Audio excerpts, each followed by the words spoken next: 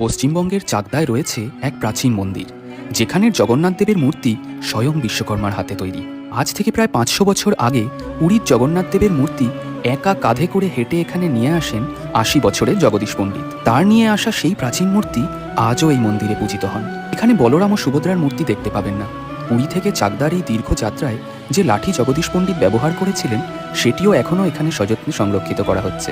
নানান কিংবদন্তি রয়েছে এই মন্দিরকে ঘিরে। সেই কুয়োটি এখনও এখানে রয়েছে, যার জল দুধে পরিণত হয়েছিল। এই স্থানেই ছিল সেই বকুল গাছ, যাতে কদম ফুল আর আম হয়েছিল। মন্দিরের পেছনের একটি গাছে এখনও 2 দিকে 2 রকম আম হয়। এসব দেখে বেশ বোঝা যায় আমাদের পূর্বপুরুষেরা হর্টিকালচারের গ্রাফটিং মেথডে কতটা পারদর্শী ছিল। পাশেই দেখতে পাবেন জগন্নাথ দেবের স্নানযাত্রা স্থান।